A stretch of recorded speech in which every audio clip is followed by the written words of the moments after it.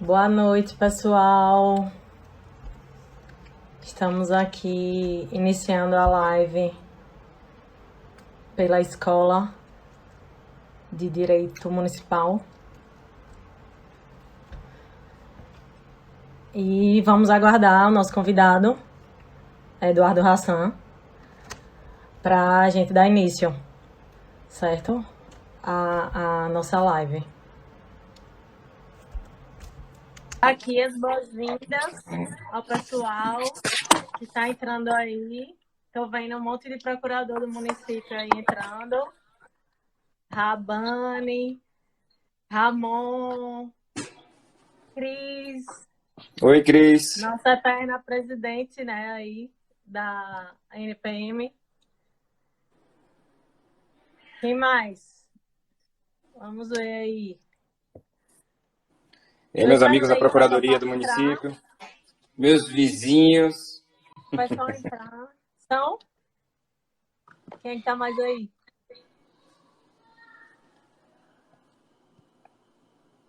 Uma galera legal. Digam É isso aí onde aí. vocês são, se vocês são servidores públicos, se vocês são procuradores municipais. Vão interagindo aí com a gente, tá? Grande Alexandre, Rabani, São Luís do Maranhão. Saudade dos congressos da NPM. Íamos ter um agora em maio, né? Mas infelizmente a pandemia não deixou.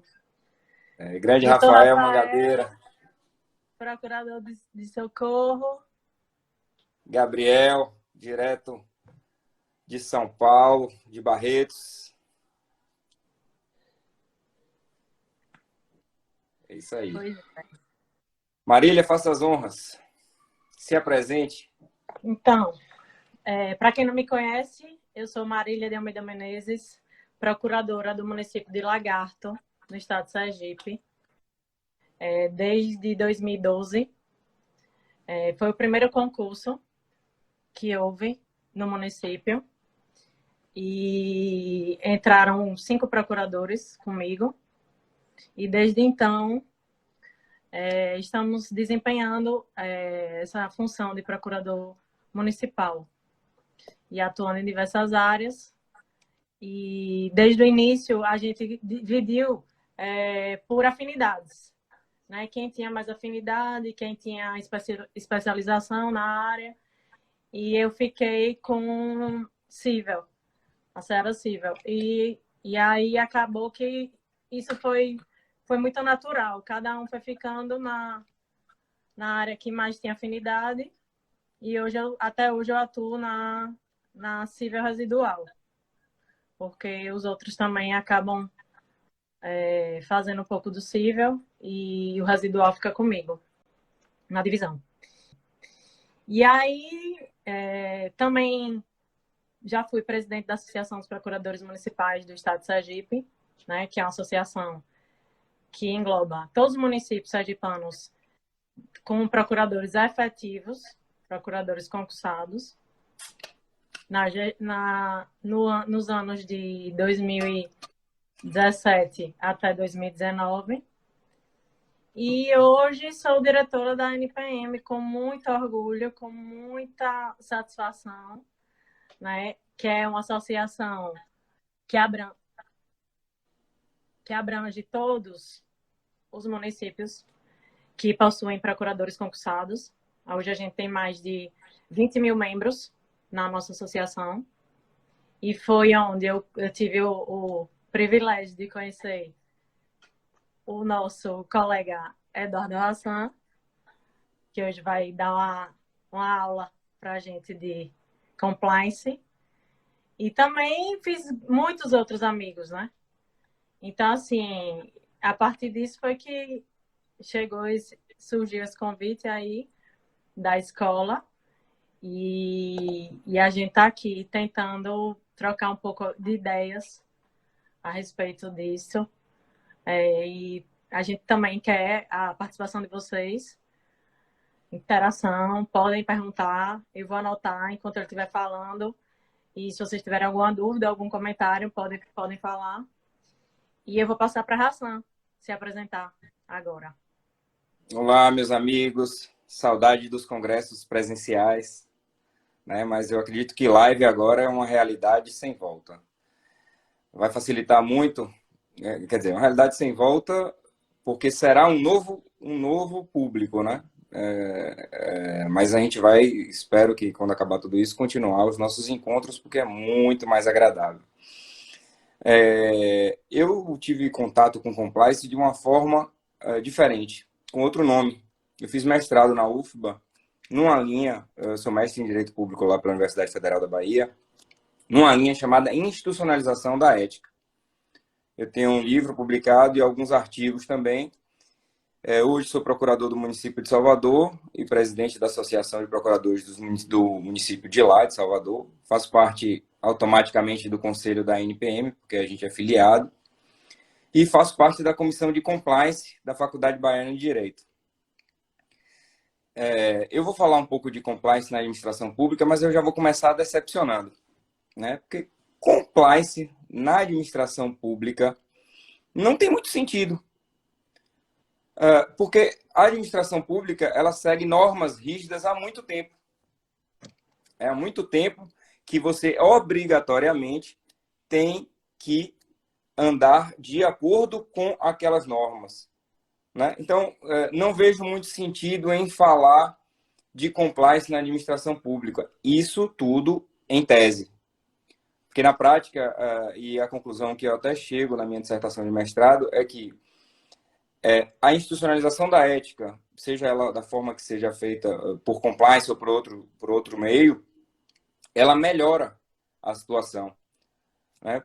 E aí eu vou explicar aqui um pouquinho, na minha palestra, a diferença entre direito e moral, explicar a diferença entre normas morais e normas jurídicas, explicar um pouquinho dessa diferença, por que essa institucionalização da institucionalização da ética na administração pública ela é diferente da iniciativa privada, fazer um comparativo dos dois e a gente vai fazer uma conclusão leve, porque o tempo da nossa live é curto, a gente tem 30 minutos, eu vou aqui falar aproximadamente 20 minutos, então é só para dar o gostinho de quem gosta da matéria, para se aprofundar, procurar mecanismos para estudar e ver e se interessar pelo assunto. Primeiro, eu vou falar um pouco sobre a relação ética, direito e moral. Ou melhor, ética, direito e política. Na antiguidade, ética, direito e política era a mesma coisa, se confundia. Na história, foi necessário essa diferenciação e começou a se diferenciar ética do direito e da política. Hoje, são temas diferentes, ciências diferentes, que a gente estuda separadamente. Mas o que eu advogo é que o direito e a ética se completam na tentativa de resolução de problemas sociais. Há uma relação complementar entre direito e moral. Mas vamos lá. Qual é a diferença entre normas morais e normas jurídicas, né? Ambas são normas. Por outro lado, são de ciências diferentes e a norma jurídica, por trás dela, em regra, há uma coerção estatal. Enquanto a norma moral, ela não tem coerção estatal. O Estado não pode obrigar você a agir de acordo com a moral. Para que isso aconteça, é preciso que haja institucionalização da ética na administração pública. É preciso que haja institucionalização da ética, transformando aquela norma previamente moral em norma jurídica. No momento que você faz isso, aí você cria, por Estado, a coerção mais forte. E aí eu estava conversando com Marília antes e a gente estava discutindo. A norma moral não tem coerção, é por isso que ela é diferente da norma jurídica. E aí eu falei, se eu estiver dando aula e entrar uma aluna de biquíni na sala de aula, vai haver coerção por parte dos participantes da sala? Logicamente que haverá essa coerção, mas essa coerção é diferente da coerção jurídica, né? Ela é diferente.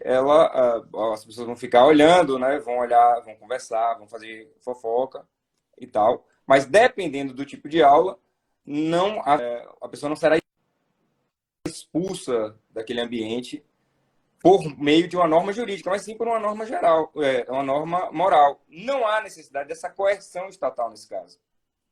Não é preciso, porque a norma moral resolve esse problema. Quando a norma moral não consegue resolver o problema, aí o que é que você faz? Transforma essa norma moral em norma jurídica. Essa diferença é que faz as normas morais terem uma relação complementar com a norma jurídica, mas serem diferentes, né? O ilícito moral e o ilícito jurídico, eles, apesar de previamente, lá nos tempos históricos, serem comuns, serem a mesma coisa, hoje, né, em razão do Estado, em razão da complexidade que a gente vive em sociedade, é totalmente diferente, né? E ética na administração pública, ela se desenvolveu muito, em especial com o princípio da moralidade. Há uma transição do Estado do neopatrimonialismo para um Estado gerencial que a gente vive hoje. Né? Hoje se busca uma eficiência estatal e se exige uma moralidade que é institucionalizada por meio de normas jurídicas. Né? Marília, você anota as perguntas aí, porque eu não tenho condição de acompanhar aqui. E aí depois, quando eu acabar de fazer essa análise, a gente volta para as perguntas. Não se preocupe que as perguntas serão respondidas. Né? Só fazendo esse parêntese aqui. O princípio da moralidade, ele alterou essa forma de ver a moral na administração pública, né? Ou seja, a Constituição Federal, ela institucionalizou a ética. Ela trouxe uma norma moral para o seio jurídico por meio de um princípio. Um princípio que está lá, naquela brincadeirinha que a gente faz no LIMP, né? Legalidade, pessoalidade, moralidade, eficiência. E a moralidade está lá institucionalizada. Isso tudo surge por uma necessidade de acabar com o neopatrimonialismo. Né? A gente muda de um Estado em que havia uma confusão do público e do privado. Aqui no Brasil isso não acontece, né? A gente consegue ter uma clareza, né? Que as pessoas não se apoderam do que é público, né? A gente percebe isso. Né? Os nossos gestores, eles são sérios. Isso acontece muito nos países na Europa, mas aqui na América do Sul, em especial. No Brasil, a gente não vê e não vislumbra isso, né? A gente vive um neopatrimonial, a gente não vive o neopatrimonialismo, né? A gente vive uma gestão séria ligada ao gerencialismo e ligada à eficiência. Uhum. E o que é que o compliance tem a ver com tudo isso? Né? Aí o pessoal, você falou que não tem muito sentido falar de compliance na administração pública. Compliance é seguir as regras, não é isso? É agir de acordo com as regras.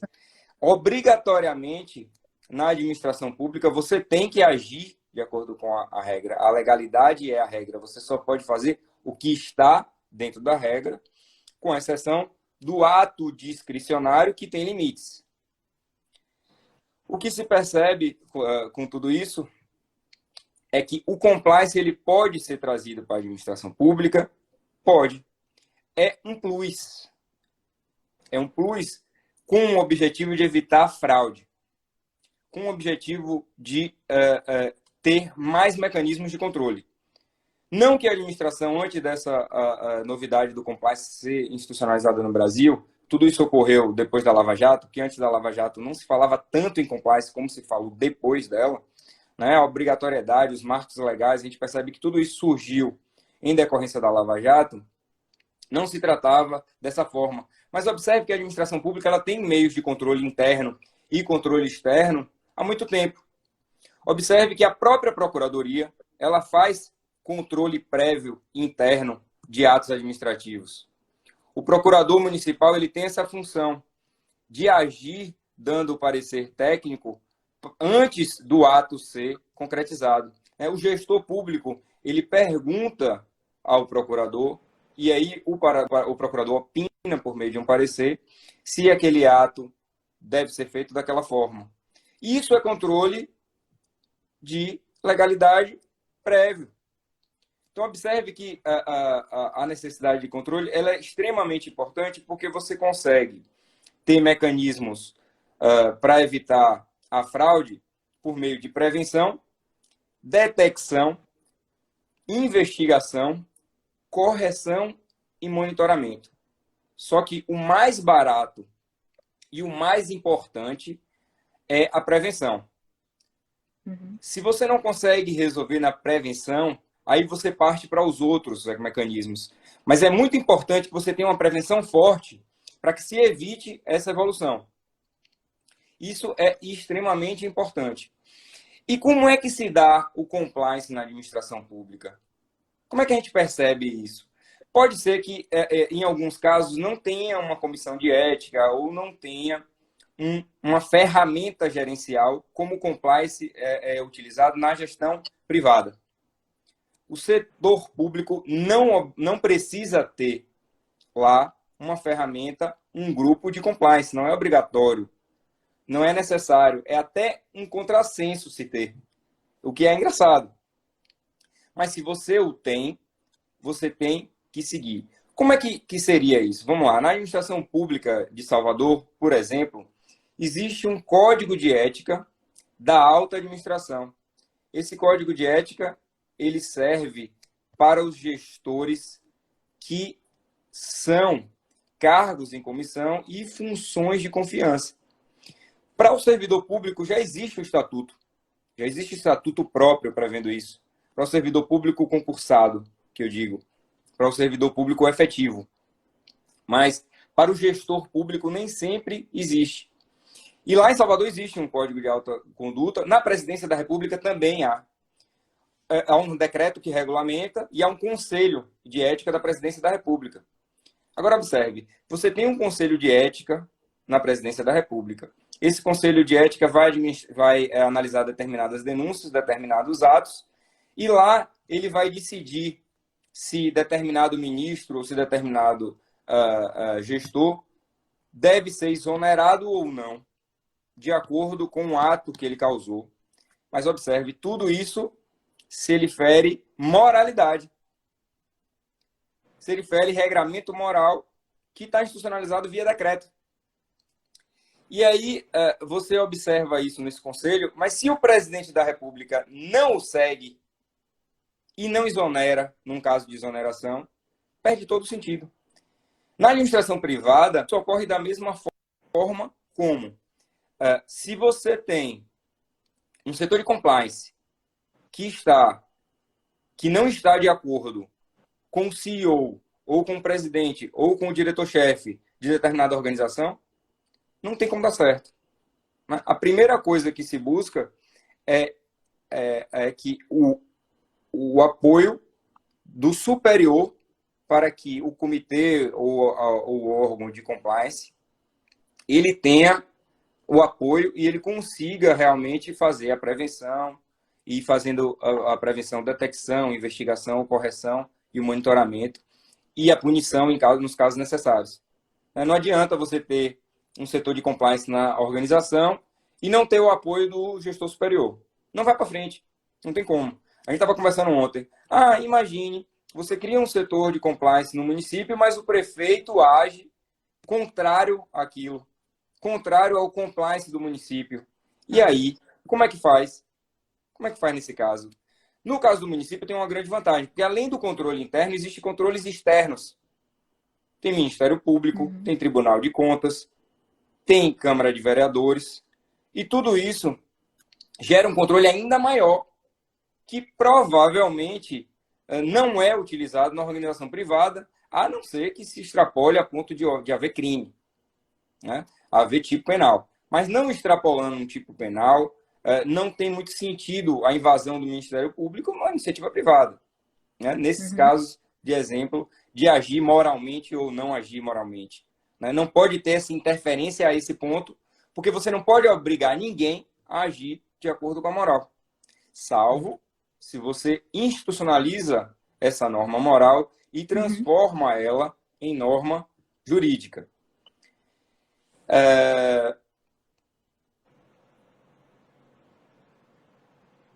Você quer passar para as perguntas, Marília? Veja aí. Tem 3 perguntas aqui. Vamos lá. Cris perguntou qual seria a melhor forma de introduzir na administração pública. Para fazer um compliance na administração pública, ele ocorre naturalmente, né? Não haveria a necessidade desse setor. O que precisa seria como se fosse uma corregedoria. Uma ouvidoria, uma corregedoria. Pois é, mas tudo... É um pouco isso, né? A ouvidoria ela já existe em boa parte dos municípios, né? Como canal de denúncia. Sim. Interna. Mas observe que na administração pública você não tem sentido em falar em compliance, porque você obrigatoriamente tem que agir de acordo com a lei. Sim, de acordo com a lei. Você é a obrigado a isso. Né? Isso. Por força do regramento legal pátrio, Constituição Federal, leis, decretos, portarias, o que seja. Não tem muito sentido. Mas você concorda que, por exemplo, quando a gente não tem regras específicas e a gente está falando de improbidade administrativa, por exemplo, existem algumas improbidades administrativas que só atingem o princípio da moralidade. Mas observe que você mesma já deu a solução. Quando atinge a moralidade, ele precisa estar especificado. E a moralidade, ela é norma jurídica como princípio. E aí você tem que fazer a análise de acordo com o regramento que se existe. Mas vamos lá. O que é comum na administração pública, no neopatrimonialismo? Você pode observar a entrega de presentes. Teve um caso lá no Tribunal de Justiça da Bahia, de anéis de ouro e brilhantes que foram entregues aos desembargadores, coisa valendo de 20 a 30 mil reais para cada um de presente. Então, assim, a análise... Mas observe, um anel de ouro e brilhante no valor de 20 a 30 mil reais não é a mesma coisa você dar uma caixa de bombom a um servidor da repartição. Você percebeu? Então, assim, todos dois, você pode até analisar por base da moralidade, mas tem que ter uma certa análise de acordo com o razoável. Né? Se você faz a previsão legal, tudo bem. Isso também existe na iniciativa privada e lá existe um conselho para decidir isso. Na administração pública pode haver esse conselho ou pode não haver. No caso do município lá de Salvador, existe. Tem um decreto que regulamenta e tem um conselho. Então, a maior preocupação é com esses casos que não há previsão. Né? No caso que não há previsão, é importante que esse conselho atue e que o conselho decida seja acatado. No caso do servidor público, em havendo isso e o cara sendo efetivo, o que é que gera? Gera um processo administrativo disciplinar ou a tentativa de análise por meio de uma investigação. Né? E aí esse processo administrativo pode gerar, inclusive, a demissão a bem de serviço público.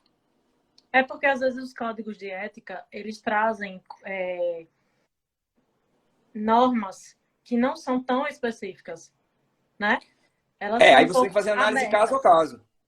Então, fica de acordo com a casuística, né? Exatamente. E aí vai se decidir se instaura um processo administrativo, né? Sim. Contra o servidor ou não. Sim. Né? Tem outra pergunta aqui, de Leonardo. O compliance contempla a norma moral mais do que a jurídica? O compliance na iniciativa privada, o que é que acontece? Eles querem seguir um panorama legislativo externo e interno. Tanto é que a maior parte do pessoal de compliance é formada por advogados. Porque como é que surgiu isso? A necessidade, você vai até falar, né? Lei anticrime, né?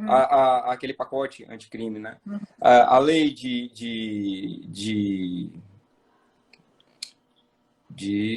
cadê a legislação? Ao branco.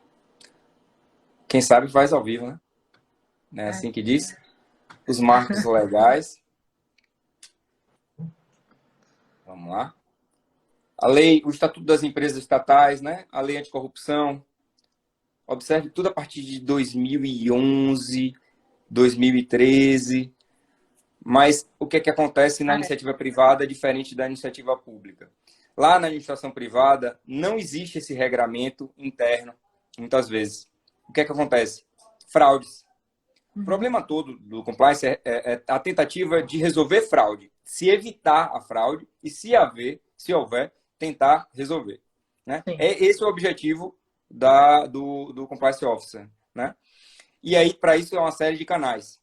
Né? Canal de denúncias, ouvidorias, e esses canais têm que ser muito bem preparados. No caso do município, isso às vezes é feito, como você mesma disse, sem ter um setor de compliance. Né? Tem uma ouvidoria no município. E isso é compliance. No momento que você abre canal de denúncia, se esse canal for sério, né? Isso chegar e for instaurado um processo administrativo, aí você diz, mas e se não instaurar um processo administrativo disciplinar, por exemplo? Ou não houvesse investigação por meio de uma sindicância? Mas veja bem, como eu te falei, no setor público você é obrigado por lei a fazer. Basta que haja um indício. E se há uma denúncia, né, há indício. Então você abre a sindicância para averiguar, para após a sindicância decidir se abre um processo administrativo disciplinar. Né? Observe que tudo isso é compliance, só que sem esse nome na administração privada ou pública. Já na administração privada, muitas vezes não tem regra. E é preciso que a organização tenha essa regra. Seja ela pequena, seja ela grande. E o mundo está muito preocupado com isso. Por que o mundo está preocupado com isso? Hoje, a imagem da empresa, às vezes, vale mais do que ela. Do que a parte material dela. A parte imaterial vale mais do que a parte material. Então, ela está tão preocupada com a imagem que, se ela não tentar resolver isso, então, se ela compra de fornecedor que tem mão de obra escrava, por exemplo, isso vai gerar uma consequência na venda dela, na imagem dela. Isso aconteceu recentemente no caso da Zara. Né? Ela tem uma responsabilidade objetiva de fiscalizar os seus próprios fornecedores, os seus parceiros, que o pessoal chama de stakeholder.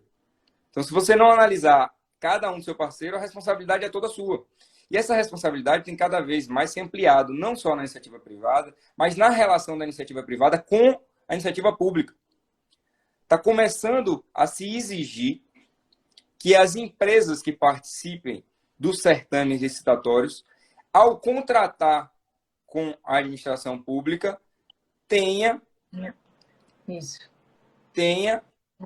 de compliance nela. Eduardo, me diga um negócio. Então quer dizer que na hora que participa da licitação, ela já tem que ter o setor de compliance? Olha, o entendimento hoje dos tribunais de contas é que isso feriria a isonomia. Você não poderia exigir no certame licitatório que ela tenha, mas você pode exigir que isso pode estar previsto no edital e previsto no contrato, que após a contratação ela implante. E aí não fere a isonomia, porque ela pode participar, pode ganhar, pode contratar. Prazo, né? Exatamente, aí você coloca um prazo. Então isso pode acontecer, e isso é o mais preocupante hoje, é o que mais tem ocorrido nessa relação da iniciativa privada com a iniciativa pública, né? Nessa contratação. E aí começa a haver alteração legislativa nesse sentido, que obriga a iniciativa privada a ter o setor de compliance. Tem outra pergunta aqui que Cris fez. Na área tributária, como seriam as regras de compliance? A regra de compliance em que área tributária? Fica muito, muito ampla essa pergunta, Cris. Se você puder delimitar um pouco, ficou um pouco difícil. Em que setor, em que especificamente? Mas como você estava dizendo, o compliance da área organizacional, né? O compliance ele é hoje uma ferramenta de gerenciamento. Ele é utilizado na iniciativa privada como uma ferramenta de gerenciamento, né? O compliance é uma ferramenta.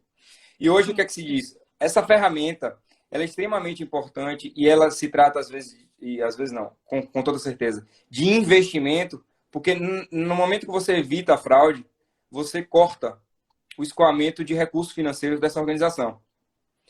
E o que se tem de dados hoje é que aproximadamente 4 trilhões de dólares são perdidos com fraudes na iniciativa privada. 4 trilhões de dólares. É muito dinheiro. Ó, Ela está Cris dizendo delimitou. aí, ó, para empresas, pagamento de tributos, qualificação de empresas como bons pagadores, por exemplo. A lei anticorrupção, ela traz mais ou menos o que Cris está querendo dizer. Assim, como bons pagadores, por exemplo. Eu já vou entrar nesse tema, viu, Eduardo? Jogue duro. Que ficou para mim falar. Que é, para dar um suspiro aí. Que é a lei anticorrupção que foi editada em 2013, né? Depois dessas demandas todas de grandes empresas estarem envolvidas em contratos fraudulentos com a administração pública. E aí se viu a necessidade de edição de uma lei onde fosse prevista a responsabilidade administrativa e civil, né, dessas empresas. Não se fala em responsabilidade penal. Deixar bem claro que crime a gente vai tratar em outra lei. Mas a 12.846 de 2013, que é a chamada Lei Anticorrupção, é uma lei que abrange apenas a esfera administrativa e civil. Então, a administração pública vai ter a possibilidade de instaurar um processo administrativo internamente contra a empresa que, de algum jeito, né, cometeu esses desvios, certo? O rol é meramente exemplificativo, que é trazido no artigo 5º. Eu vou dar só um exemplo, porque assim, o rol não é taxativo, então outras condutas que não estão previstas no artigo podem se enquadrar, né? Mas um exemplo seria prometer vantagem indevida a agente público ou a terceira pessoa a ela relacionada. Ou algo relacionado à licitação e contrato, por exemplo. Fraudar o procedimento licitatório. Está previsto, a gente sabe que isso também configura crime, mas a lei anticorrupção ela traz como a administração pública internamente pode punir essa empresa, né? Sim. E inviabilizando a empresa de contratar com a administração. Sim. Através de um procedimento administrativo próprio. Sim. E não externo, né? Então, a lei também traz a possibilidade de a responsabilidade ser da pessoa jurídica, independentemente da pessoa natural que a dirige, né? São coisas diferentes, porque a responsabilidade que a lei traz para a empresa é objetiva. Já a responsabilidade dos seus dirigentes será subjetiva, será na medida de sua culpabilidade. Então, terá que ser apurado, né? Se houve culpa, dolo, enfim. Já a empresa vai responder objetivamente, né? Sim. E outra coisa que eu achei muito interessante dessa lei é que se houver fusão, eu fiquei me perguntando depois, antes de chegar nesse artigo, eu fiquei perguntando, e se a empresa se fundir, né? Houver fusão, incorporação, qual seria o procedimento? O procedimento que a lei prevê é que se essa fusão ou incorporação não for por fraude, a nova empresa, ela subsiste a responsabilidade. Então, ela vai ter que vai ser punida, digamos assim, na medida em que do seu patrimônio, né? Enfim, Achei interessante essa parte também. Falando nesse tema aqui, que você está, enquanto você recupera aí o ar, Juliano fez uma pergunta aqui sobre competitividade das empresas públicas e a necessidade desse compliance com ferramenta. Juliano deve ter essa preocupação porque ele trabalha lá na Petrobras. E observe que toda essa ideia de compliance na Petrobras é muito forte em razão de todos os problemas que ocorreram na Petrobras na época da Lava Jato. Estima-se que o prejuízo da Petrobras por problemas de fraude seja em aproximadamente 30 bilhões de reais. Observe que é um absurdo. Então, hoje, seja a empresa pública ou privada, o mecanismo a ferramenta de compliance, ela ajuda, inclusive, na detecção e na melhora dela no mercado. E aí eu vou para a pergunta de Karine. Karine estava perguntando se isso já deu certo em algum país. Isso está dando certo no mundo, Karine. O mercado hoje, ele mesmo, as empresas, elas fiscalizam uma a outra e as pessoas que compram, os próprios consumidores, eles deixam de comprar com uma determinada uma empresa ou uma determinada organização, deixam de utilizar determinado serviço quando essa organização age contrária à ética. Observe que essa responsabilidade ela é mais que objetiva. Eu contrato uma empresa, eu não sei, não sabia, essa empresa me engana, que é exatamente o caso que aconteceu na Zara. Tinha um caso de mão de obra, era um caso de mão de obra escrava, não sabia, não tinha a menor possibilidade de descobrir, e mesmo assim as pessoas deixaram na Europa de comprar nessa loja de departamento. Então, perceba que isso deu certo, isso está dando certo no mundo. Vamos lá, Marília. Devolvo a bola para você. Então, e aí, voltando sobre responsabilidade administrativa da lei de anticorrupção, a gente vê que a empresa, a responsabilidade pode variar de 0,1% até 20% do seu faturamento anual do ano anterior à instauração do procedimento administrativo. Então, assim, pode ser muito dinheiro, né? Então, se essa lei realmente for aplicada, eu acho que pode ser que a gente consiga um receio maior, né, das empresas públicas em cometer esse tipo de desvios, né, de conduta. Como eu falei, são 4 trilhões de dólares perdidos com fraude no mundo corporativo. Respondendo à pergunta de Tamir, assim que o atual prefeito, ACM Neto, assumiu a prefeitura de Salvador, ele editou um decreto. Eu tenho um artigo publicado sobre isso, Tamir, que você acha facilmente na internet. Se você não achar, depois você me pede, que eu te mando, que foi publicado numa revista nossa lá da Associação de Procuradores do Município. E em algumas dessas revistas aí que a NPM publica também. Certo. Então, Marília, você fala um pouquinho sobre essa responsabilidade objetiva da empresa. Então, aí o que acontece? A empresa ela vai responder objetivamente e seus dirigentes não, né? Agora, uma outra coisa que é muito interessante dessa lei é o acordo de leniência, que pode ser feito.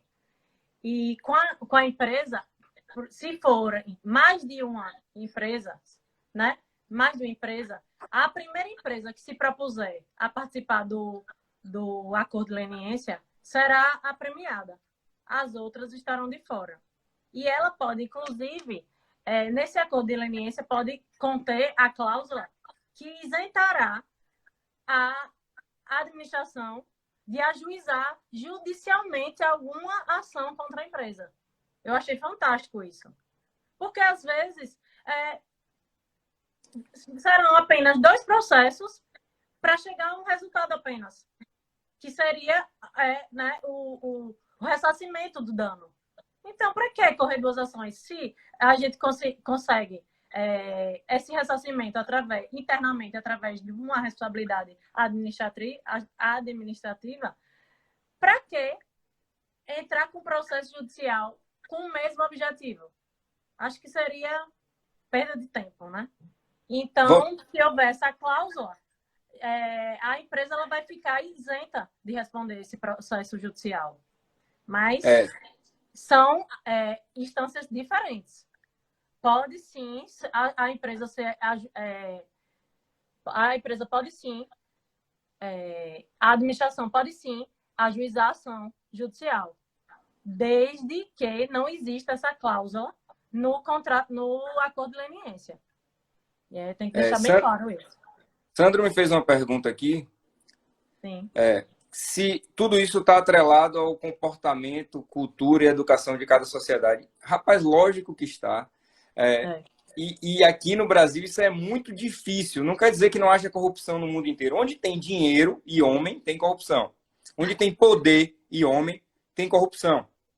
E tem fraude, consequentemente. Mas o brasileiro ele tem uma necessidade de levar vantagem que é muito clara. E aí, antigamente, para se tirar aquela imagem de Lady Gerson, bem antiga, Sandro deve lembrar disso, é muito complicado. É muito difícil de se fazer, de se alterar a cultura. E isso com o tempo. Então, assim, não espere que a sociedade brasileira melhore da noite para o dia, que as organizações e as empresas brasileiras melhorem da noite para o dia. Isso vai acontecer gradualmente e é coisa que se espera de melhora daqui a 10 anos. Né? Porque a cultura ela não muda da noite para o dia.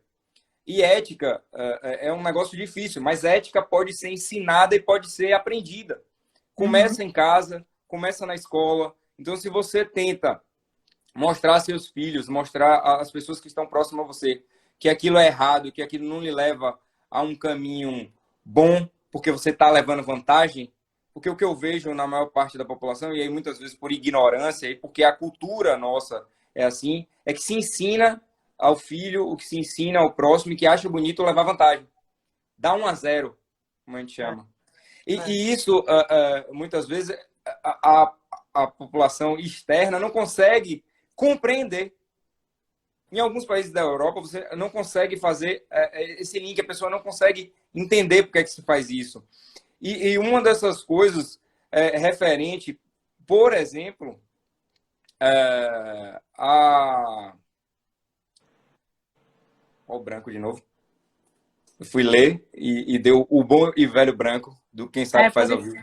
Por isso que eu digo que eu tenho que ficar anotando enquanto você lê. Pronto, lembrei. Aqui no Brasil, as pessoas pensam que o que é público não tem dono.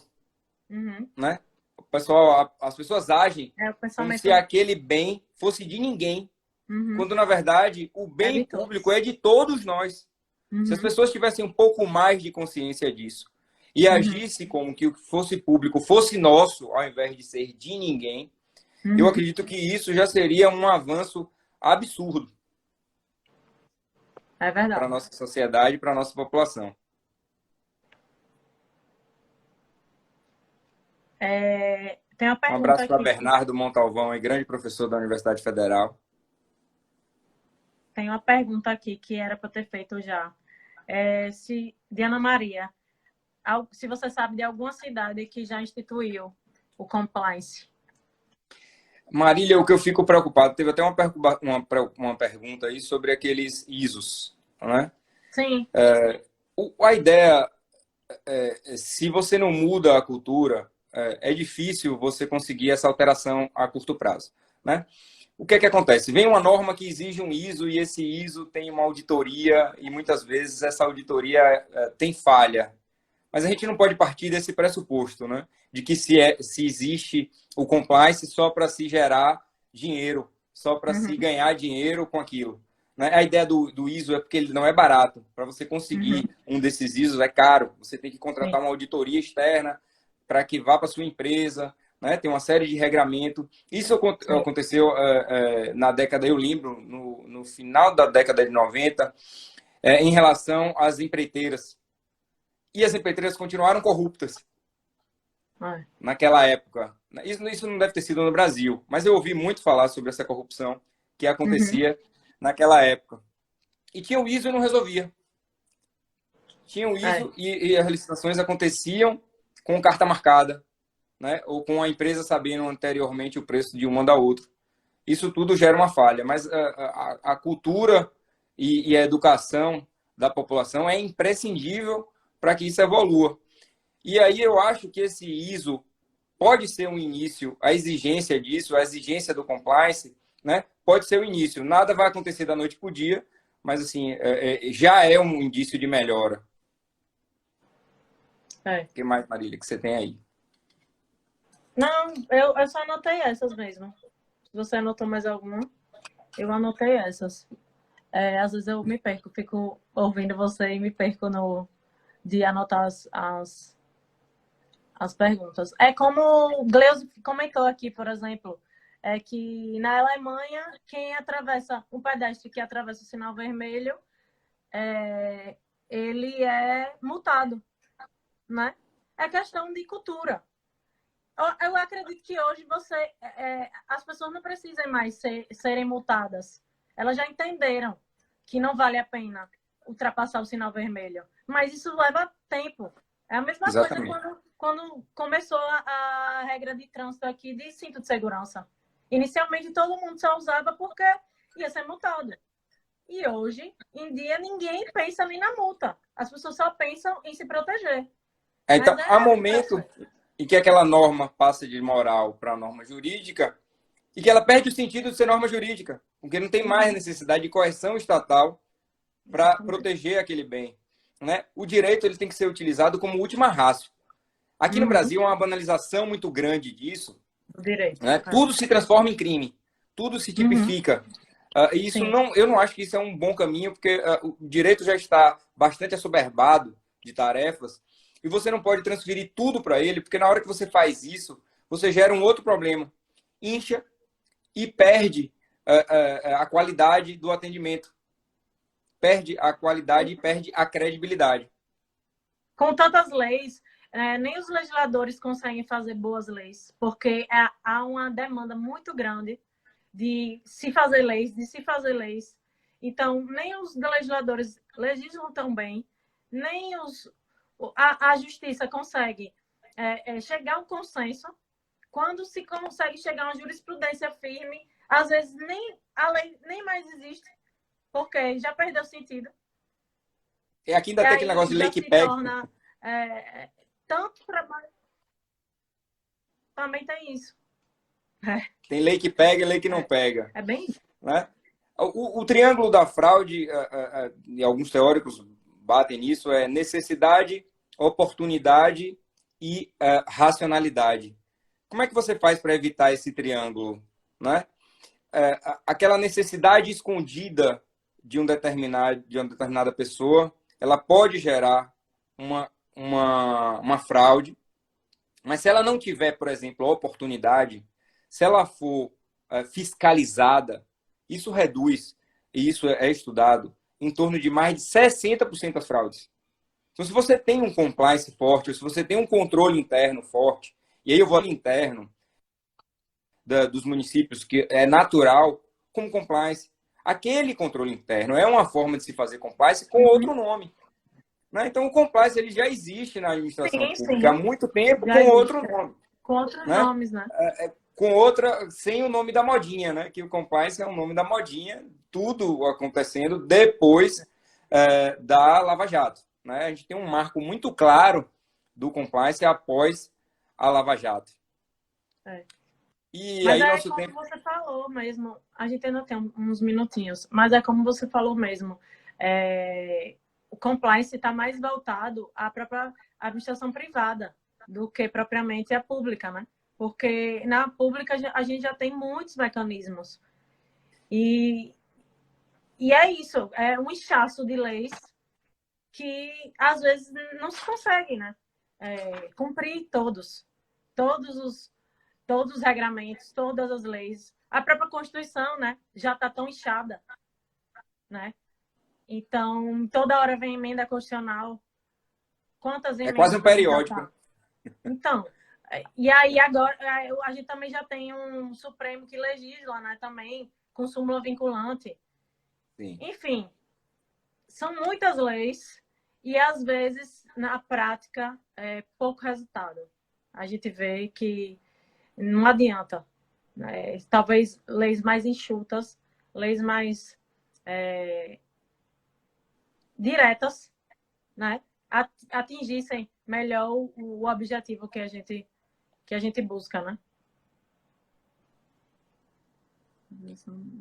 Tiago, nem sempre a legislação muda o sabor do gestor da época, né?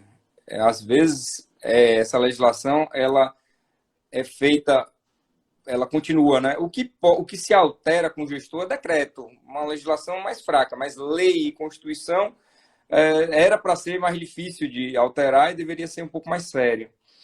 O que eu vejo de sensato aqui é falar assim, compliance na administração pública já existe há bastante tempo por meio dos controles internos, né? Isso é o que a gente percebe. Agora, as empresas públicas também estão tratando de criar, quando não tem, o setor de compliance. E a Petrobras percebeu isso absurdamente depois da Operação Lava Jato. E isso, a Odebrecht também tem um setor de compliance hoje, fez alteração em todas as diretorias. Então, assim, se percebe que há realmente a necessidade e há realmente uma mudança, né?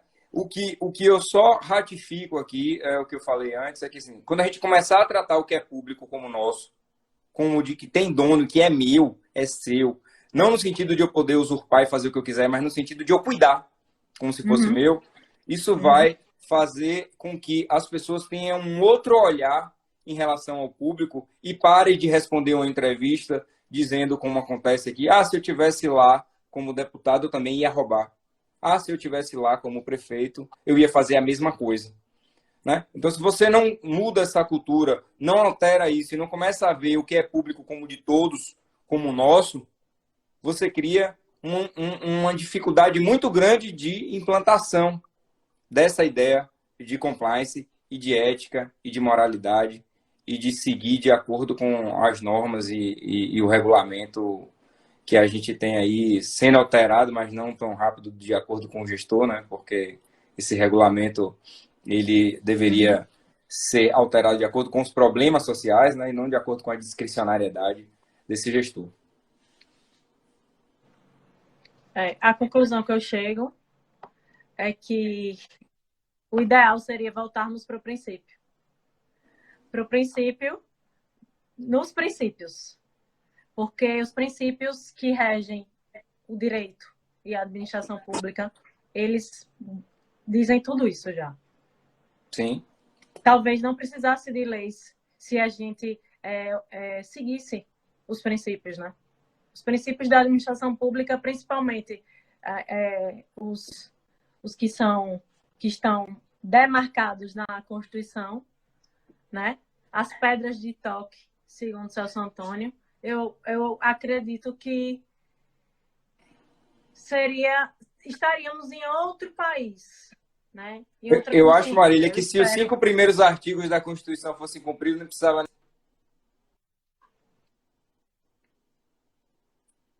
Cortou sua internet. Às vezes, quando eu leio o artigo 5º, eu tenho essa sensação também, sabe? E é o 5º, 37 e os primeiros, né? Os antes, do primeiro ao 5º, 37 também. Mas, enfim, estamos chegando ao fim da nossa live e eu queria só finalizar dizendo que da minha felicidade e da minha alegria em compartilhar esse momento com uma pessoa que eu admiro bastante, respeito muito e tenho um privilégio, né, de conviver, que é Hassan, para quem não conhece, e também pela escola, né, de Direito Municipal, que é uma honra para mim estar participando disso junto com vocês todos. E dizer que, assim, eu espero, no fundo do meu coração, que essa pandemia e todo esse caos sirva para que os gestores, em geral, todos, tanto do município, do estado, da União, de empresas públicas e privadas, todos, comecem a pensar mais no coletivo, né? E percebam nessa pandemia que nós somos parte de um todo. e que quando o todo não vai bem, nenhum de nós vai bem, né? Então, eu só desejo isso, na verdade. Obrigado, Marília, pelas palavras. Eu também queria agradecer a sua presença aqui, dizer que eu fico muito feliz de você participar comigo dessa live. Agradecer a Cris e a Escola Superior de Direito Municipal, muito feliz de participar. Pena que não foi lá em Porto Alegre, mas assim que isso acabar eu vou lá. Essa escola é a escola modelo. Eu quero ver se a gente cria uma lá em Salvador, né? E com a ajuda de Cris aí, eu acho que vai dar tudo certo. Eu queria também agradecer a presença de meus amigos que vieram aqui assistir, meus colegas das procuradorias. Fico muito feliz e que a gente volte para casa, né? Ou melhor, a gente já está em casa. Que quando a gente saia de casa, a gente atue com a ideia de que o público é nosso e que não é de ninguém. Que a ideia de compliance ela tem que ser institucionalizada em casa, né? A gente precisa passar isso para os nossos filhos, mostrar que agir de acordo com o regamento, de acordo com a ética, de acordo com a moral, com os bons costumes. E isso é uma obrigação e isso faz bem porque você gera um ciclo positivo e isso vai melhorando a sociedade cada dia que passa e não tem como ser da noite para o dia, a gente precisa ter paciência, é um trabalho de formiguinha e eu fico muito feliz e muito grato de ter participado aqui dessa live com você. Valeu, Marília. Valeu, meus colegas procuradores. Cris aí da Escola Superior de Direito Municipal. Fico muito feliz. Vou mandar um beijo aqui para Manu, para Karine, Gleuze, que estão aí acompanhando a gente. Viola, que entrou. Madruga. Minha vice-presidente, Lília. Ah, a Lília tá aí? Tá. Meu vizinho, Juliano. É porque Eduardo Teles, meu colega querido. Identificar. Tiago, Karine. Sandro Reis, do basquete aqui de Sergipe. Grande Fernando Madruga. Né? Tiago Viola. Meu primo aí, Leonardo Lund e Amizinho. Estar aqui com vocês.